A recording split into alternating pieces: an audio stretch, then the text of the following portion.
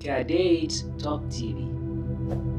Ku danna subscribe sannan ku danna ƙararrawa domin sani da zarar mun ɗora sabbin shirye-shiryenmu.